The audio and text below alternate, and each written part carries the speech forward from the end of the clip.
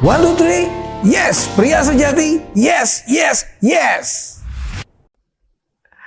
Halo, bersama Kongko Pria Sejati. Hari ini ada kedatangan tamu yang luar biasa bersama dengan kita. Kita mau langsung sapa saja. Selamat datang Pak Bambang. Selamat Waduh. pagi. Iya, selamat pagi. Apa kabar Pak? Baik, luar Baik biasa. ya. Gimana perjalanannya? Oke, lancar Pak. Lancar ya? Luar biasa. Ya. Masih di Surabaya dan Pak Bambang datang dari kota Kediri. Waduh. Nah, kita akan ngobrol-ngobrol ya. Tema hari ini topiknya adalah berkarya di dalam Kristus. Ya, apa itu berkarya dalam Kristus? Nanti kita akan bahas lebih banyak lagi. Karena ternyata Pak Bambang membangun sebuah usaha bukan hanya sekedar untuk cari untung, tapi ada keuntungan yang lain yang ingin dia capai. Nah, itu ya kita akan bahas bersama-sama karena menarik sekali. Nah, Pak Bambang, ada sebuah pepatah mengatakan tidak kenal maka tidak sayang. Oke. Boleh berkenalan dulu supaya pemirsa dan para pendengar Kongko kita ini bisa lebih akrab lagi nih dengan Pak Bambang. Silakan Oke, Pak Bambang. Ya. Shalom, selamat pagi semuanya ya. Perkenalkan, nama saya Bambang ya. Saya dari Pare Kediri ya. Saya punya 1 istri dan 3 orang anak. Wih. Gitu. Putra putri Pak? Laki, yang pertama cowok, cewek, cowok. Waduh, ceweknya Ya. diapit ya. Ceweknya diapit. Waduh. Sebelum ketemu Gitu. bapaknya ketemu sama 2 jagoan dulu nih ya. Siap. Umur berapa Pak? Umur 12 tahun, 10 tahun sama 5 tahun. Oh, oke. Iya. Agak jauh yang bawah ya. Iya. Ya. Ya. Oke. Aktivitas Pak Bambang sekarang lagi ngerjain apa Pak? Saya bergerak di bidang pangan ya. Jadi kita Di industri pangan ya Pak? Iya, pabrik beras Pak di Pabrik beras. Kediri, ya. Sudah berapa lama nih Pak pabrik beras yang dibangun? Saya mulai 2003 ya Pak. 2003 pabrik beras. 2003 trading, 2008 kita mulai buka pabrik ya. Kita kontrak selepan. 2013 kita punya pabrik sendiri Pak. Oh, sekarang udah Ya, sendiri gitu. sejak 2013. Kapasitas produksinya sekarang udah berapa banyak Pak? Kita sehari 50 ton Pak. Sehari 50 ton. Iya, sehari. Kalau 50 ton itu di dalam karung, jadi berapa banyak karung itu Pak? 2000 karung Pak. 2000 karung Iya. ya. Satu karung itu berarti ukuran 25 kilo kintal. Berarti 4.000 Pak. 4.000. Iya, 4.000. 4.000 karung Iya. setiap hari. Iya. Itu dipasarkannya seluruh Surabaya, Jawa Timur, atau Kita bahkan kebanyakan main di luar pulau Pak. oh dikirim untuk keluar Iya, pulau. ke NTT, ke Papua, Oh. Kalimantan, Surabaya dan Malang ada sedikit lah. Sedikit ya, jadi Iya. justru lebih banyak. Ini permintaan atau memang sudah pengiriman langsung ke slot-slot atau ke dealer-dealer? Sudah mereka order Pak. Oh mereka yang Iya, order mereka justru. order. Wah, Nah, itu luar Iya, iya, biasanya iya. Tuhan seperti itu Pak. ya. Nah, Pak Bambang, ini bagaimana sih awal mulanya Pak Bambang bisa mengenal pelayanan CMN Indonesia? Ya, awalnya jadi saya 2001 ketika kuliah tuh terkena masalah narkoba ya Pak. Jadi saya jualan sabu-sabu dan akhirnya dipenjara 2 tahun. Ya, dari situ mulai ketika di dalam nggak ada aktivitas, akhirnya saya ke gereja Pak. Nah, di situ saya mulai dibentuk karakternya sama Tuhan. Nah, selesai dari keluar dari lapas, saya bekerja ketemu dengan Pak Untung. Oh ketemu Pak Pak Alek, Untung iya. sama Pak Alek. Diajak untuk ikut camp. Ikut camp. Awalnya kita berpikir bahwa dari keluar penjara kita sudah nggak neko-neko ya istilahnya. Sudah cukup. Sudah cukup ya, Iya. tetapi diajak terus karena sungkan ya akhirnya Ikut. ikut. Nah, di sana kita ngalami satu lawatan Tuhan. Di situ saya banyak mindset saya yang diubahkan Pak. Angkatan keberapa tuh Pak berarti camp di Kediri? Kita angkatan kedua di Kediri Pak. Oh angkatan kedua. Iya, gitu. Waduh, saya sih juga dengar Pak Untung kan sangat getol pada saat itu ya, Ya, untuk langsung meng-approach, bahkan udah menulis peserta-peserta calon pesertanya. betul. Oh iya. Nah, apa yang dialami Pak waktu di camp itu Pak? Di camp saya mengalami satu perubahan ya Pak. Jadi selama ini yang saya pikir sudah benar ternyata masih banyak kurang ya.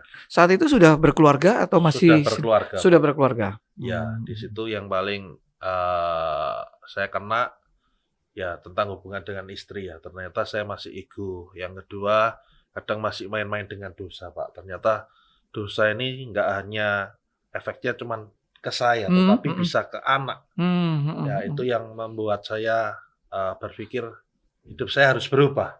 Kalau enggak, bukan hanya saya yang nanggung, tapi anak saya juga ikut menanggung Iya. dosa dari saya itu. Ngomong-ngomong waktu itu, Bapak memang hanya bandar saja atau juga pakai, Pak? Kita juga pakai juga, bandar juga pakai juga, gitu. Biar tahu rasanya ya, Pak? Iya. Masa ngejual nggak tahu rasanya? Dengerin jazz. Oke, itu tadi kehidupannya, terus apa yang dialami. Nah, apa sih Pak yang melatar belakangi Pak Bambang mengambil keputusan ngalami perubahan atau saya harus berubah? Apa latar belakangnya Pak? Selain Ya, tadi karena efek dosa ternyata bukan hanya saya yang tanggung atau pribadi sendiri, tapi keluarga juga harus mengalami dampak dari perbuatan dosa itu. yang melatar belakangi saya berubah ya, karena saya melihat gini, Pak, kita jadi Kristen tuh bukan hanya ke gereja aja ya, Mhm, tapi kita harus berubah.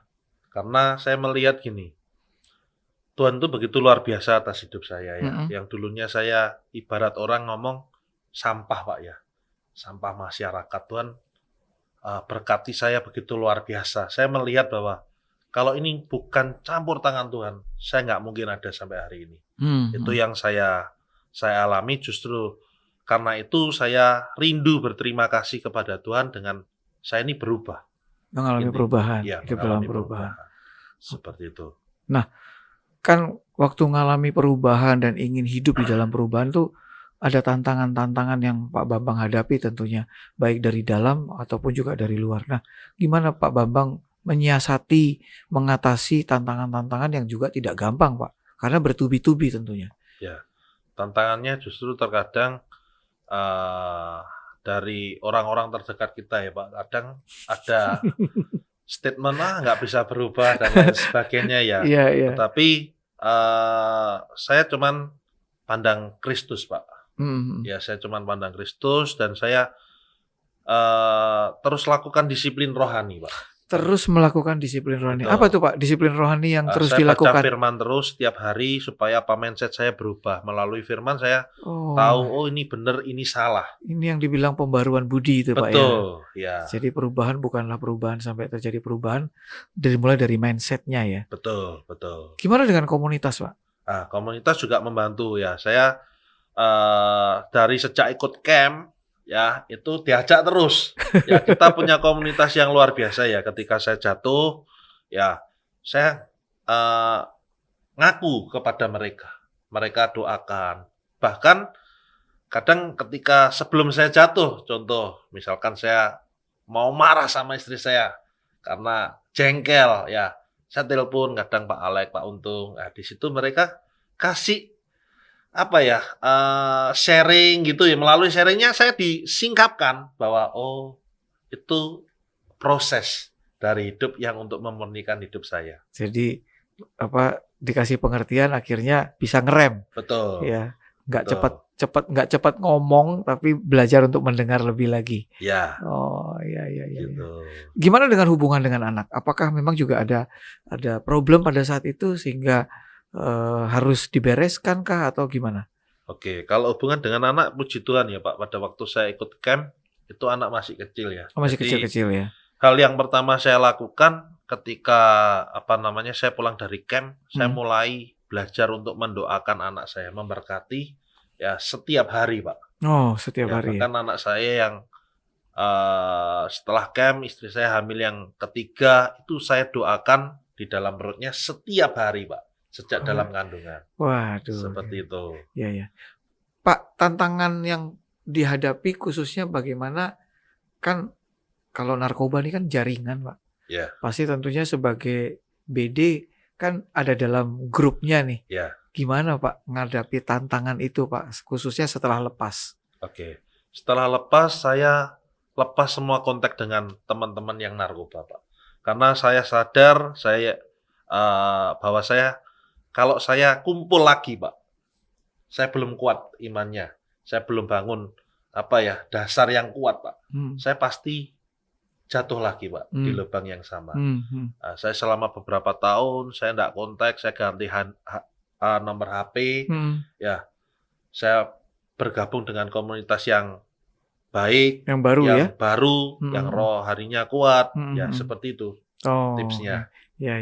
Nah, jadi kalau gitu Pak, pelajaran apa sih yang Pak Bambang dapatkan dan menjadi tekad Pak Bambang, khususnya nih Pak, sejak mulai dari mengikuti camp sampai dengan sekarang ini? Pelajaran apa Pak? Saya rindu gini Pak, melalui camp saya banyak diberkati ya. Saya ngalami pemulihan dan otomatis ketika saya ngalami satu pemulihan hidup ya, karakter saya dipulihkan, sifat saya yang tidak baik dipulihkan sama Tuhan, tentunya membawa dampak Pak. Kehidupan saya dipulihkan, rumah tangga dipulihkan, ekonomi juga ngalami satu hal yang luar biasa. Di sini saya punya komitmen bahwa ternyata banyak orang yang juga mungkin seperti saya Pak ya, yang dulunya terpuruk jatuh dalam dosa.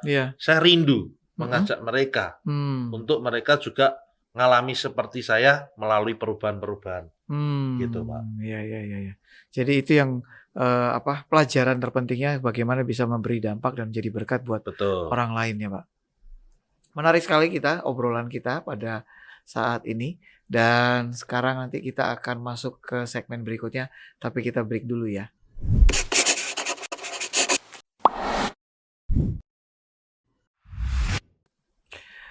Kembali bersama dengan Kongko Pria Sejati. Kita akan lanjutkan obrolan kita bersama dengan Pak Bambang. Pak Bambang, tadi kita sudah belajar atau sudah mendengar dari share Pak Bambang ingin jadi berkat. Nah, Pak, sebenarnya gimana sih kehidupan Pak Bambang? Ini flashback sedikit, Pak. Kehidupan Pak Bambang dulu pada saat-saat sebelum mengikuti camp. Kehidupan saya orangnya keras, Pak. Karena saya punya latar belakang yang nggak baik juga, itu menyebabkan keras, ya kan? Maksudnya keluarga, latar belakang di keluarga? Ya mungkin di pergaulan penjara itu kan juga sesuatu yang nggak baik ya, menyebabkan kita ini punya karakter keras ya di dalam itu ya. Saya orangnya keras, mungkin ego Pak, mungkin ego. Ya. Gitu. Kalau lihat dari tongkrongannya sih memang cocok ya jadi seorang bandar gitu ya. Ya, nah bagaimana setelah kehidupan yang keras ini Bapak diubahkan? Proses apa saja yang terusnya akhirnya Bapak sekarang memulai usaha produksi beras. Itu prosesnya bisa sampai ke sana itu bagaimana Pak ceritanya? Jadi setelah keluar dari penjara karena nggak punya modal apa-apa Pak. Ya, orang tua juga belum percaya. Bahkan handphone aja waktu itu nggak boleh bawa. Oh iya? Keluar dari penjara nggak boleh bawa handphone. Nggak boleh pegang handphone. Takutnya connect lagi dengan teman-teman. Jadi untuk dijaga dulu ya? Ya, sebetulnya saya waktu itu mau pergi ke Korea Pak untuk bekerja Pak. Oh ingin ke luar negeri untuk bekerja? Karena saya berpikir kalau di daerah kita minder ya Pak ya. Wah mantan nabi ya. Siapa orang mau percaya dengan kita. Tetapi selang kurang lebih hamin 10 hari Pak. Itu kebetulan adik mama saya datang, dia kenalkan saya dengan seseorang untuk coba bisnis beras Pak. Saya diajarin. Diajarin, belajar dulu ya. Belajar dulu. Oke. Gimana proses pembelajarannya sampai akhirnya bisa memulai dari biasa-biasa kemudian akhirnya sewa dulu ya kalau nggak salah sewa tempat terus sampai akhirnya bisa punya pabrik sendiri. Kita awalnya trading Pak. Kita ambil dari kilang penggilingan orang, kita jual ke pasar. Ya di hari yang pertama Pak, ketika saya bekerja itu dipinjemin mobil ya, mobilnya asnya patah Pak. Sempat berpikir kita ini gini, aduh saya jual beras tontonan untung sekian, sengsara.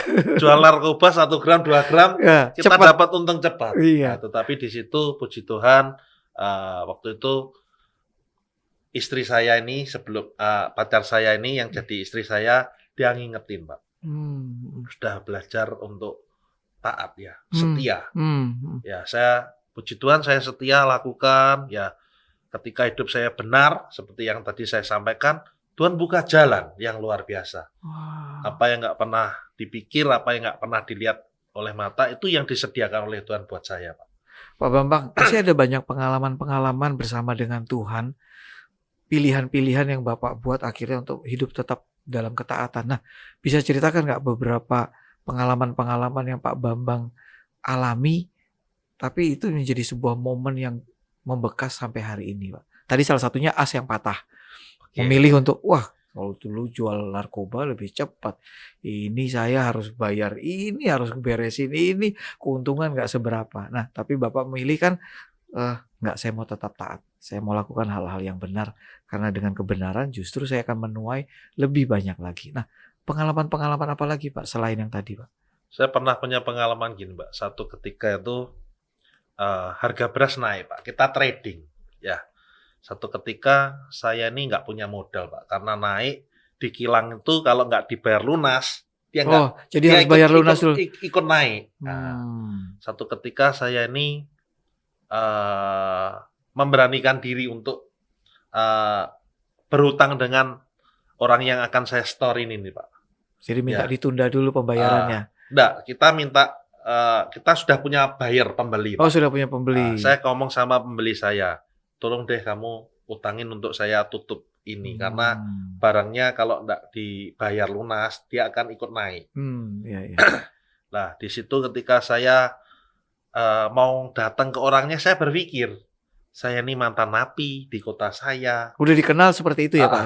Nah, tetapi saya berdoa, Pak, dalam hati saya berdoa, saya temuin orangnya. Nah, ternyata waktu itu dia kasih saya uang 150 juta cek kontan, Pak. Wih. Ya, saya cuman ngomong, saya butuh ini untuk tutup ini, karena barang ini nanti kan akan saya store ke dia. Iya, iya. Nah, dia tanpa bertanya, dia bukakan cek 150 juta. Kontan. Sudah ini uangnya. Kaget dong Pak. Saya pulang nangis, Pak. Oh iya? Saya di mobil itu nangis.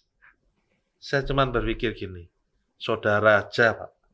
Kita mau pinjem. Susah. Tanya, jaminannya apa? Tapi ada orang yang nggak tanya, dia bukakan 150 juta. Nah, di sini saya merasa bahwa ketika hidup saya mulai benar, Pak, Tuhan tuh campur tangan dalam segala sesuatu. Ketika hidup mulai benar ya Pak? Iya.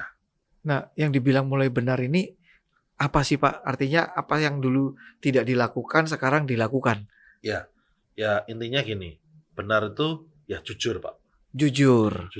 Kita punya integritas. Ya, melakukan hal-hal yang sesuai dengan kebenaran firman. Iya. Jadi nggak abu-abu ya Pak ya? Betul. Nggak kompromi. Betul. Nah, setelah itu Bapak ngambil, ya kan, dapat cek, semua terus berjalan lancar. Berjalan lancar, dan di situ justru orang itu percaya, Pak, dengan kita, Pak. Sejak itu dia percaya. Berarti ini jadi salah satu pelanggan tetapnya Pak gitu. Bambang. Karena pada waktu itu beras naik banyak, Pak. Setelah itu? Iya. Jadi kan dia juga dapat untung banyak dari tempat saya yang ngambil itu. Dia akhirnya percaya. Ya, seperti itu, Pak. Dan kita mulai dipercaya oleh beberapa kilang. Iya. Sampai kita akhirnya mulai berkembang sampai akhirnya bisa punya modal sendiri. Gitu. Terus ada pengalaman apa lagi, Pak, yang Bapak alami selain yang tadi itu? Nah, pengalaman gini, Pak. Saya punya dikasih modal setelah selang beberapa lama ya. Kira-kira jalan 1 tahun, saya dikasih modal ibu saya, Pak. Oh, ibu kasih modal. Ya, dia cuman ngomong gini, ini uang, sebetulnya uang kuliah kamu yang mama sisihkan. Ya, kasih 50 juta sama truk kol diesel seharga 50 juta. Jadi 100 juta nilainya. 100 juta. Ya, saya melihat kalau hari ini kita lihat kita punya pabrik dan punya segalanya, Pak, yang dinilai kalau saya hitung dengan kalkulator, Pak, enggak ketemu. Kata teman saya, kata orang admin saya, Pak, ini kalkulatornya rusak kalau menghitung, Pak. Uang 100 juta bisa jadi sekian. Tidak masuk akal. Oh iya? Iya. Jadi saya mungkin pakai kata kelimpahan yang sekarang diterima itu memang semata-mata karena anugerah Tuhan semua ya. Betul. Oh, aduh. Nah, ini Bapak sebelum artinya kan Pak Bambang ngalami berkat luar biasa. Apa yang mau dilakukan setelah ngalami berkat ini, Pak? Justru saya pernah bertanya-tanya, Pak. Dalam hati saya tuh, saya ini dulunya nakal. pernah masuk penjara. Kenapa Tuhan kok saya ini diberkati begitu luar biasa? Kenapa Tuhan pilih saya? Nggak pilih teman saya yang alim, ya, yang diam-diam, yang smooth-smooth gitu. Tetapi di situ satu ketika melalui pendeta khotbah ya, saya mulai tangkap misi Tuhan, Pak. Tuhan tuh kasih kita sesuatu tuh bukan secara kebetulan, tetapi punya satu tujuan. Ada misi besarnya Misi ya. besar. Nah, saya tangkap misi Tuhan gini, saya diberkati untuk jadi berkat, Pak, bagi orang-orang di sekitar saya, Pak. Seperti itu. Nah, apa yang Pak Bambang mulai lakukan ketika Bapak mulai nangkep pesan Tuhan atau visi Tuhan untuk jadi berkat? Apa yang Bapak lakukan? Oke, yang saya mulai lakukan gini, ketika saya pulang camp, saya mulai ajak pegawai-pegawai saya untuk saya masukkan ke camp, saya bayarin ke camp. Termasuk supir-supir saya. Saya mulai masukkan. Jadi semua karyawan ini udah ngikutin camp ya, Pak? Gitu. Waduh. Ya, saya masukkan ke camp dengan harapan mereka juga ngalami satu perubahan mindset, mereka ngalami perubahan hidup dan hidup mereka diberkati dan sama seperti saya, Pak. Mereka berpikir nggak apa-apa ini Pak Bambang lagi ngapa ini? Apa?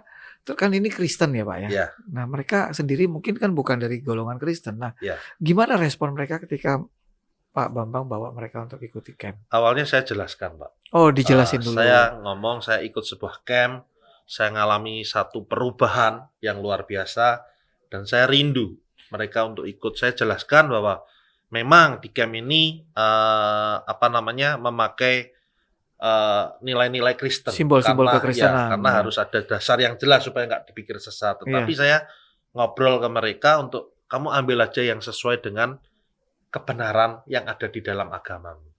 Dan puji Tuhan, mereka rata-rata mereka bisa menerima semua, dan mereka pulang mengalami satu sukacita. Saya diberkati, Pak, ketika ada seseorang dari supir saya, mereka yang dulunya nggak pernah sholat, Pak, pulang sholat, Pak. Dan mereka mengalami satu perubahan yang luar biasa, istrinya confirm juga. Oh iya? Ya, di situ saya mengalami satu sukacita, Pak. Yaitu ternyata jadi berkat itu juga sebuah sukacita. Seperti itu, Pak. Iya. Oke. Nah, berangkat dari Pak Bambang mensponsori bahwa membawa karyawan-karyawan untuk ikutin camp. Nah, saya dengar ada beberapa cerita-cerita pengalaman perubahan-perubahan yang dialami oleh karyawan Bapak. Salah satunya yang Bapak-bapak berumur 70 tahun itu, Pak. Itu gimana ceritanya? Ya. Jadi sejak pulang dari camp, bapak-bapak ini yang umur 70 tahun, dia ngalami satu sukacita, Pak. Dia dijamah Tuhan, Pak. Oh, di sana dia ngalami jamahan Tuhan. Dia di camp tuh ngalami satu lawatan yang luar biasa. Dia sadar bahwa selama ini hidupnya salah. Ya. Singkat cerita, saya mentor, Pak. Saya ambil bagian untuk saya mentor. Jadi di tempat kami ada 4 karyawan yang Kristen, Pak. Saya setiap Selasa sama hari Kamis di jam makan siang jam 12 sampai jam 1, kadang setengah 2, saya selalu untuk belajar sharing, memuridkan mereka, Pak. Jadi awal saya melihat karena bapak-bapak ini sudah tua, mungkin penangkapannya akan firman ini lambat ya. Tetapi saya lihat hal yang luar biasa ya. Di akhir hidupnya, Pak, ketika dia sakit, ya saya support dia terus karena dia mengalami satu down ya, ditinggal istrinya, dia merasa masih belum bertobat, masih salah. Ya di situ saya kuatkan dia. Ya mereka orang ini mengalami satu kebangkitan rohani, Pak. Sampai di akhir hidupnya, tepatnya 3 hari sebelum dia meninggal, Pak. Ketika dia sakit, saya suruh untuk ke dokter. Saya kasih uang, Pak. Dia bilang, Pak, saya cuma minta doa Bapak aja. Loh, kenapa? Ya, karena saya beberapa kali dia cerita seperti itu, didoakan saya, dia ngalami jawaban Tuhan. Ya, di waktu H-3 sebelum dia meninggal, dia cuman minta doa. Ya, saya doakan dalam nama Tuhan Yesus. Ya, singkat cerita, orang ini awalnya non Kristen, Pak. Jadi setelah ikut camp, dia memutuskan untuk bertobat dan percaya kepada Yesus. Nah, di situ saya melihat bahwa dia katakan satu hal yang saya masih ingat sampai hari ini. Dia katakan gini, Pak, saya enggak usah ke dokter. Hmm. Saya percaya bahwa Tuhan Yesus sanggup menyembuhkan saya. Padahal waktu itu jadi dia agak sesak nafas ya, Mengalami agak sakit sesak jantung. nafas. Oh, ada jantung. Pak, saya awalnya berpikir, Pak tetap harus selain percaya juga harus ke dokter. Iya, iya. Tetapi dia sekali lagi katakan bahwa Pak, saya tetap percaya bahwa Tuhan Yesus sanggup menyembuhkan saya. Nah, di situ saya mulai tahu itu maunya Tuhan. Oke, saya doakan, ya saya tetap Pak tetap semangat. Nah, orang itu saya ajak ikut Koramdio pagi, Pak. Ikut Koramdio pagi. Ikut Koramdio pagi, umur 70 enggak ngerti handphone, Iya, nggak ngerti tapi dia bisa gadget. ikut dan dia ngalami sukacita. Waduh. Nah, setelah itu ternyata dia meninggal. Saya baru tahu ternyata kesembuhan yang Tuhan maksud itu dia diambil, Pak. Nah, sejak saat itu saya melihat bahwa oh ya, apa yang saya lakukan selama hampir lebih 7-8 tahun, Pak. Iya, Itu iya. membuahkan hasil. Satu lagi karyawan saya yang juga sudah tua, Iya. dia saya ikutkan ke radio, dia ngalami sukacita, ya saya lihat dia mulai Seorang rajin. janda itu, Pak ya? Ya, seorang janda. Ya awalnya dia mungkin karena sungkan ya Pak, kita bos, Iya, ya iya. kita ajak ya, tetapi saya suruh nyatet jurnal, dia sudah Pak, saya cuman dengar aja, Iya, saya iya. nggak paksa. Iya, iya. Tetapi hari ini dia mulai jurnal Pak, dia ikut Koramdio pagi, dia merasa bahwa ada teman-teman komunitas yang memperhatikan dia. Seperti itu Pak, nah itu yang sukacita yang saya dapat Pak. Nah, saya juga dapat cerita Pak Bambang ini ternyata target dari membangun sebuah usaha bukan sekedar keuntungan yang Bapak ingin Betul. capai, tapi ingin menjadikan tempat usaha Bapak ini sebagai tempat perubahan. Itu gimana ceritanya, Pak? Ya, satu ketika kita ini seluruh karyawan kita ini adakan sebuah seperti gathering, Pak. Nah di gathering itu ditanya temanya apa ya, visimu itu apa? Iya, Nah, iya. saya tanya sama Tuhan, ternyata saya dapati gini Pak, saya rindu tempat usaha saya itu menjadi sebuah tempat perubahan. Dari orang yang dulunya mungkin nggak pernah ibadah jadi ibadah, yang nggak baik jadi baik, bahkan mungkin yang dulunya ekonominya nggak baik jadi bisa Jadi lebih baik. Seperti itu Pak. Jadi itu yang jadi target, menjadi visi usaha yang Bapak bangun, bukan hanya sekedar keuntungan, Ya, bukan hanya sekedar cuan, tapi pemberdayaan manusianya juga Bapak lakukan. Nah, betul. saya dengar juga Pak Bambang bersama dengan teman-teman melakukan pelayanan ke penjara, Pak. Ini gimana melakukannya, terus bagaimana melayani orang-orang di penjara? Oke, ya. Salah satunya saya ini orangnya sering bertanya-tanya dengan Tuhan. Wah, Ya, kenapa Tuhan saya harus di penjara? Ya, salah satu jawaban untuk jadi berkat, Pak. Nah, ternyata ketika saya diajak untuk melayani di penjara beberapa ya kira-kira 10 tahun yang lalu, Pak. Ya, saya ngalami satu sukacita, Pak. Karena dari napi-napi yang saya layani, Pak. yang dibina ya? Yang dibina, mereka ngalami sebuah apa ya?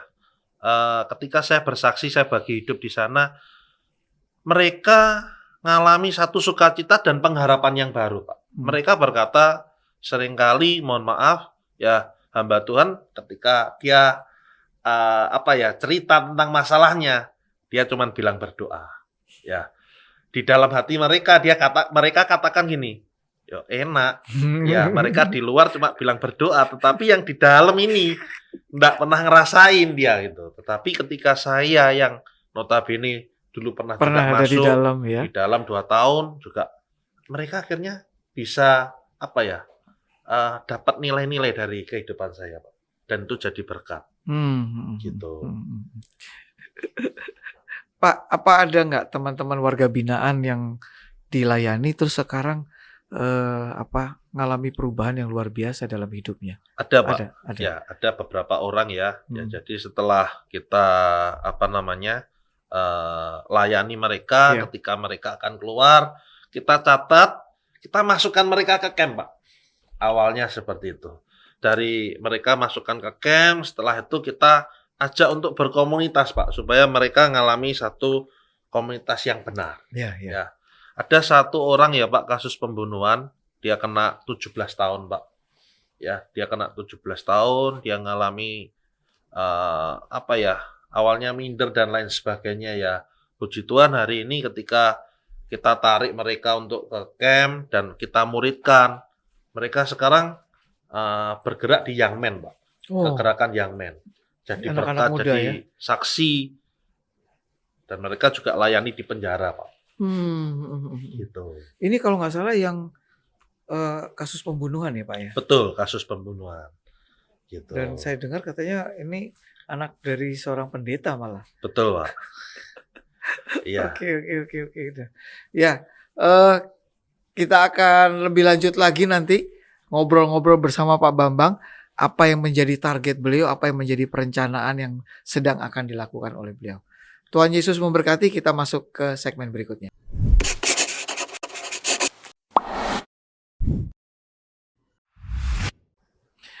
Masih bersama Kongko Pria Sejati dengan Pak Bambang, tamu kita yang luar biasa.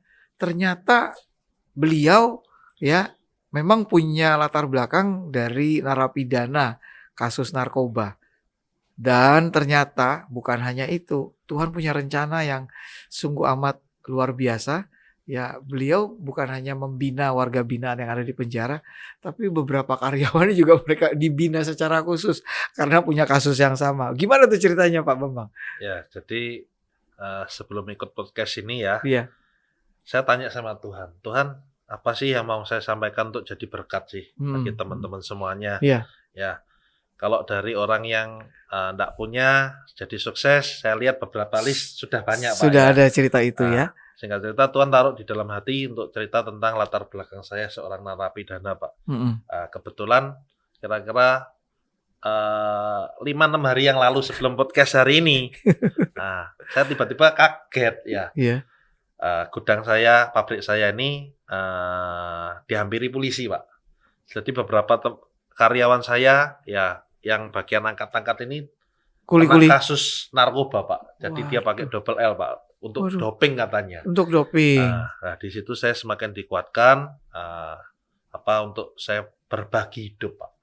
Ya, singkat cerita dari 6 orang, ya kan, ada 5 orang yang cuman pemakai tetapi tidak terdapat BB, Pak. Akhirnya mereka dipulangkan dengan absen. BB-nya lemah lah ya. BB-nya lemah, yang satu masuk. Nah, di sini saya kumpulkan mereka, Pak. Saya briefing, saya bina, saya cerita kehidupan saya. Bahwa kehidupan di penjara ini tidak enak. Ya, kemungkinan banyak orang yang di dalam penjara itu ditinggal istrinya, Pak. Karena dia merasa bahwa pria nggak berguna, nggak berubah. Dari dulu dibilangi, banyak yang ditinggalkan istrinya. Nah, justru puji Tuhan, ketika saya ngobrol seperti itu, mereka kelihatannya sadar dan saya sendiri belajar untuk menerima mereka, Pak. Saya menerima, saya ngomong, saya arahkan mereka untuk jadi lebih baik seperti itu, Pak. Waduh, ya ternyata Tuhan bukan hanya sekedar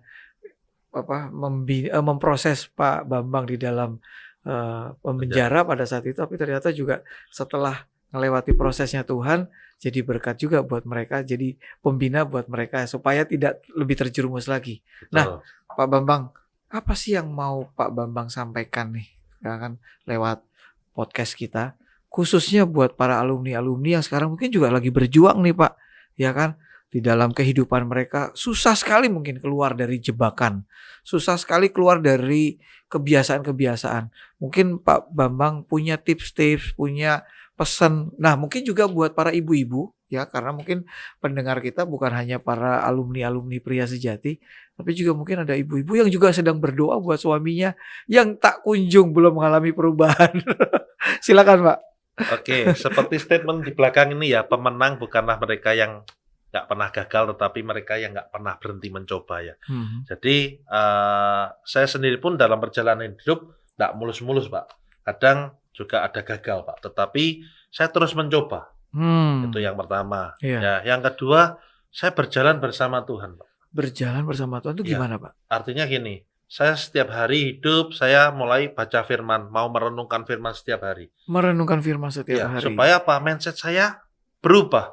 Saya tahu mana yang benar, mana yang nggak benar, mana yang berkenan, dan mana yang nggak berkenan bagi Tuhan. Iya. Seperti itu. Ya. Terus saya punya komunitas yang sehat, Pak. Punya komunitas yang sehat. Ya, yang mendukung, yang Iya. bisa menguatkan kita, Mm-mm, seperti mm-mm, itu. mm-mm. Tips buat ibu-ibu ya, jangan hakimi suaminya. Ya, Jangan kalau- hakimin jangan suaminya. hakimi suaminya. Iya. Ya, doakan setiap hari. Doakan setiap Ya, hari. di Alkitab kan ada dikatakan Iya. justru bukan karena perkataan, ya kan, tetapi karena perbuatan tingkah laku istrinya, suaminya itu dimenangkan. Ya, saya percaya ketika ada seseorang yang bisa menerima suaminya dengan lapang dada, Pak, terus mendoakan, saya percaya one day, ya, kuasa Tuhan itu bekerja. Waduh, Kalau Tuhan bisa pulihkan saya, Tuhan juga bisa pulihkan suami atau saudara ibu-ibu sekalian. Gitu. Aduh, ya. Itu tadi ya pesan yang sudah disampaikan untuk semua kita para pendengar alumni. Nah, saat ini ada sebuah kenang-kenangan Pak Bambang yang mau kita berikan dari tim Kongko Pria Sejati buat Pak Bambang. Kiranya ini bisa jadi berkat. Silakan Pak, yuk kita sendiri Pak. Saya buka ya Pak ya. Oke. Ya, ini dia kaosnya Pak. Wah, mantap ini. Silakan dipegang, Pak. Ya. Oke. Nantikan terus episode Kongko Pria Sejati bersama dengan tamu-tamu yang luar biasa. Tuhan Yesus memberkati. 1, 2, 3. Yes! Pria Sejati. Yes, yes, yes.